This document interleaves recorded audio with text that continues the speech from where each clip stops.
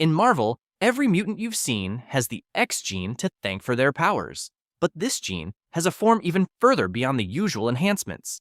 This is what's known as a secondary mutation, and we're going to go over all of them today.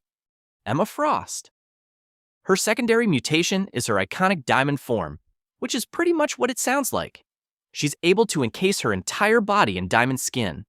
In some storylines, we've seen Emma tank some really brutal attacks.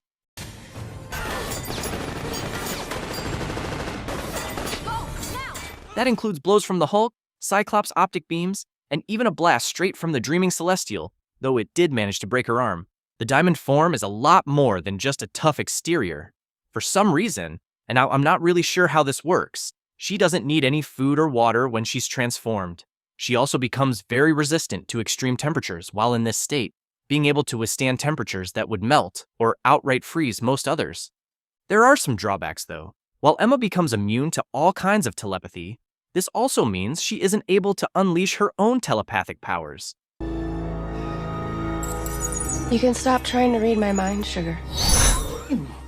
In the films, she's always been able to turn into her diamond form, but in the comics, it's usually a power-up she ends up unlocking.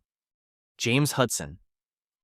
Fun fact about him? He's actually the son of Wolverine and Magda Lenser from the Ultimate Universe in the comics. I know it's shocking, but Logan does end up being a dad. James is a member of Kitty Pryde's new X-Men, although most people just call him Jimmy as a nickname. Jimmy inherited Wolverine's abilities as well. He has the same retractable claws as well as freakish healing factor that pretty much lets him recover from anything. But his secondary mutation is really unique. It gives him the ability to secrete an organic metallic substance which he can pretty much cover himself with. This ability is known as osteometallic conversion. So not only can he heal from pretty much anything, he's also one of the most durable mutants. And yes, he can even cover his claws in the stuff, which essentially gives him metal claws. One difference between Jimmy's powers and his dad's is that unlike Wolverine, his bone claws are natural and not bonded to adamantium. The Beast. Hank McCoy, better known as Beast, was actually one of the first mutants to ever get a secondary mutation, but his didn't come from extreme stress or being in his 20s. In Extreme X-Men, Hank actually undergoes a secondary mutation that causes him to mutate into a feline-like form. In this storyline, Sage basically kickstarted his evolution by activating his X gene's dormant potential. He actually goes through an entire arc where he's afraid he's going to devolve into a house cat. Several mutants undergo secondary mutations, gaining insane power-ups or different new abilities. However, the effect on their psyche can be pretty deep. Beast actually becomes a lot more feral, hostile, and aggressive thanks to his.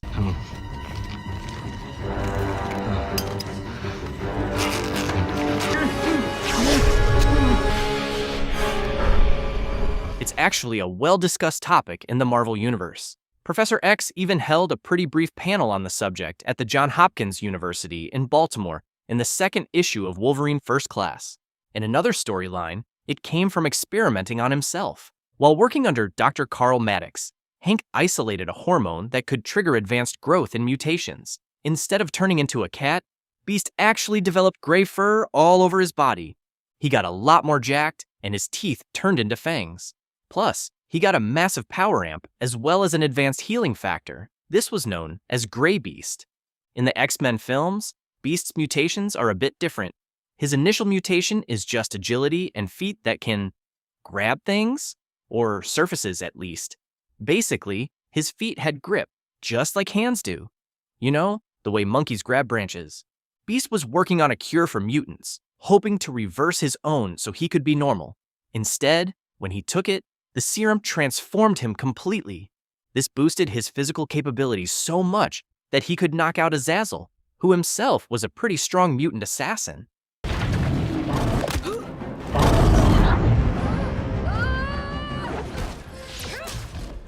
Gambit. This wasn't exactly named as a secondary mutation, but it was definitely a crazy enhancement, so much so that it deserves a spot on this list. Gambit's original power was the ability to charge objects with kinetic energy. Usually his weapon of choice is playing cards.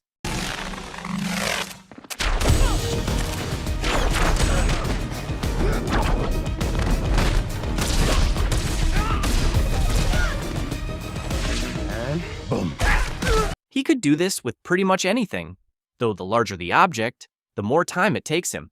With most objects, though, it's pretty instantaneous. Honestly, in the comics, he already has plenty of unrelated abilities. Being able to charm people, resistance to telepathy, a healing factor, and advanced agility are just a few of his tricks. We see his enhanced mutation in X-Men 2004. Gambit actually lost his vision in this storyline because one of his playing cards blew up on his face. Not one of his best moments. Just a while after he lost his vision, Gambit developed the ability to see future events through his playing cards. He couldn't see like 50 years into someone's life, but he could see someone's next few moves. Wolverine. One of the most iconic mutants to ever appear in films and comics is Wolverine, famously known for his enhanced senses, busted regeneration, and adamantium-coated claws.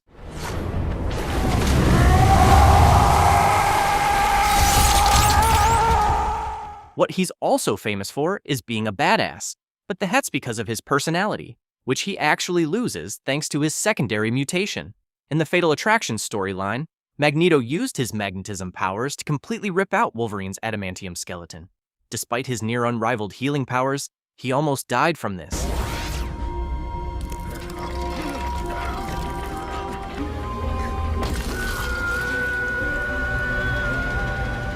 The loss of his adamantium caused him to leave the X-Men for a while. Before we get into what happens next, here's some basic Logan lore. His adamantium actually poisons him.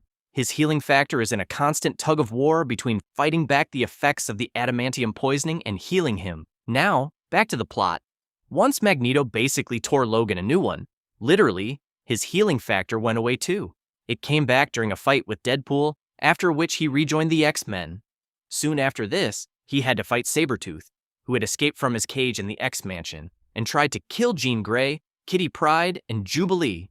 Logan didn't really like that idea, so he impaled Sabretooth's head, almost killing him. However, this made him a lot more feral, so he isolated himself. Logan's descent into madness eventually resulted in him turning completely feral. He lost his mind and basically turned into an actual animal. This version of Logan was a lot more powerful because his bloodthirstiness was at its complete peak, but it made him a threat to everyone around him. Luckily, he was able to regain his sanity and slowly went back to being a human. Logan's adamantium had the side effect of containing his natural evolution, but without it, nothing holds it back. His claws get longer, his speed and strength increase significantly, and his muscles swell up to insane sizes. Kitty Pryde. Shadowcat is usually introduced as one of the more simple X-Men power-wise. She can phase through solid objects, walls, floors, people, whatever. By shifting her atoms out of sync, she can walk through stuff, mess with electronics, and avoid pretty much any physical attack. Clean, effective, no conflict required. Although, that's not as handy as you'd imagine in some situations.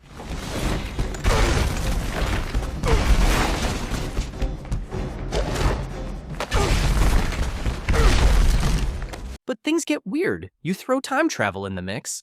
In the classic Days of Future Past storyline from the early 80s, we see an older version of Kitty send her consciousness back in time into her younger body. The future she's coming from is absolutely cooked. Sentinels everywhere, mutants nearly wiped out. So this is a last-ditch effort to stop it from ever happening.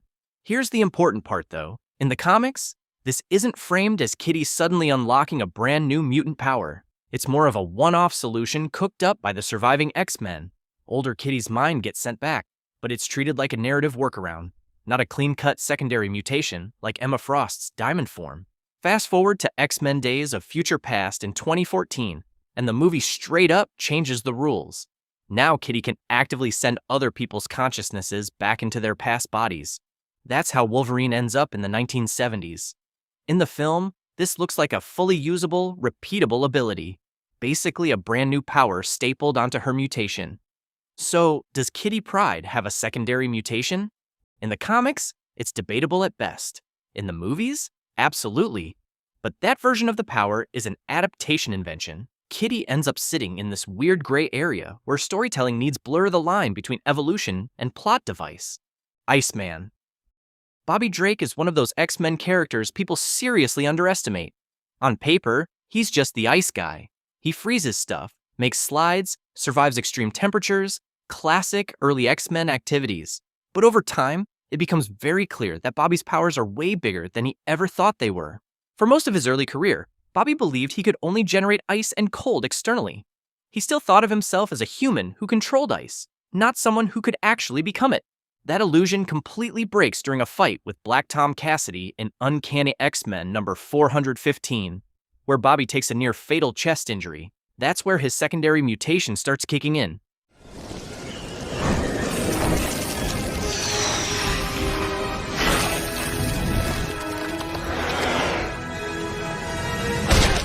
In the films, he just unlocks this power-up. In the comics, his body slowly begins to encase itself in ice. It ends up saving him. At first, this freaks him out. He thinks he might be stuck like that forever. Little did he know, his worst fear was true. During a mission to rescue Nightcrawler, his entire body was completely shattered in his ice form, with only his frozen head left. And despite this, Bobby still came back. He put his body back together using the moisture from the body of an enemy. Bobby eventually realizes he isn't just covering himself in ice. His body is ice. His consciousness no longer depends on organic flesh at all. Everything changes for him once that clicks. He can move his awareness between ice constructs, rebuild himself from ambient moisture, and even exist entirely as a living ice form without a human body underneath. This is also when his power level quietly jumps into scary territory. Bobby isn't just freezing water anymore. He's manipulating moisture at a molecular level. Liquid, solid, vapor, it's all fair game. He can create multiple ice clones of himself and shift his consciousness between them, meaning killing him becomes a lot harder than it already was. The wild part is that none of this came from a new power being added. Bobby's secondary mutation might have kicked in as a survival instinct. It ended up not only restoring him, but also pushing him up several ranks. The guy's an Omega-level mutant, although he really wishes he could turn back human, which, honestly, makes sense. Archangel. Born Warren Worthington III, Angel starts off as one of the more straightforward X-Men. He can fly. He has massive feathered wings. That's his thing.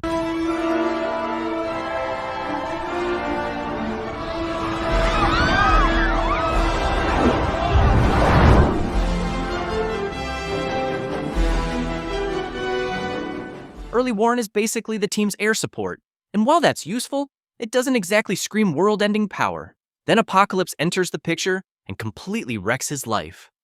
Warren is captured, tortured, and rebuilt by Apocalypse, emerging as Archangel.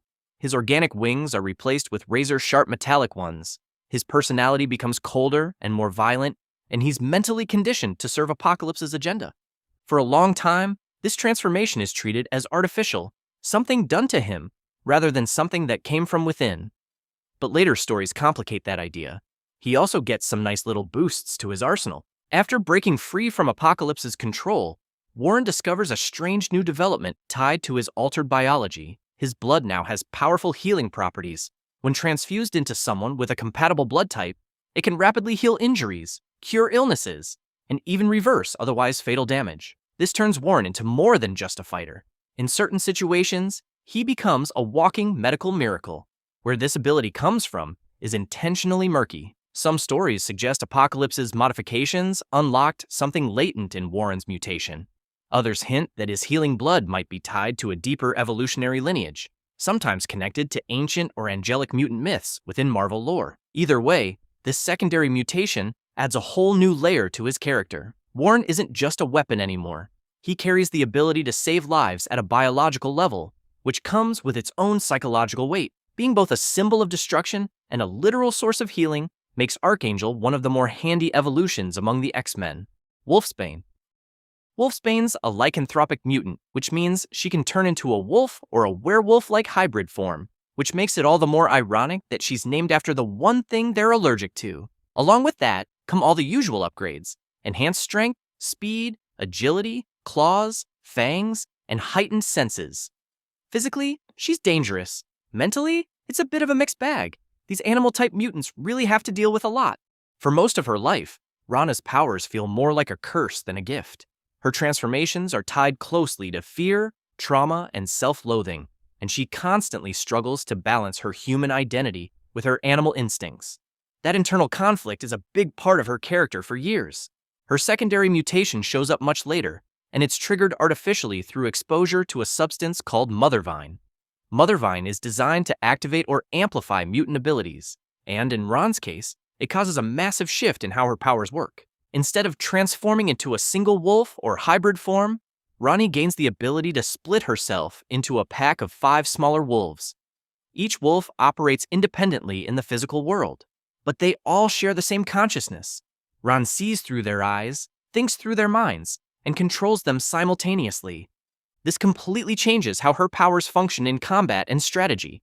As a pack, she can surround enemies, scout large areas, and keep fighting even if one body is taken out. Individually, each wolf is weaker than her usual full form, but together they more than make up for it. What makes this mutation especially unsettling is that it pushes Rana even further away from a singular human identity. Her sense of self becomes fragmented across multiple bodies, blurring the line between person and instinct. It's a power upgrade, sure, but it also deepens the exact identity struggle she's been fighting her whole life. The concept of secondary mutations is one of the most interesting ones in Marvel, but it's also really underutilized. We could really get some crazy superpowers if they explored it a bit more. But speaking of hypotheticals, what's one secondary mutation you've always wanted to see? Share your craziest theories in the comments down below.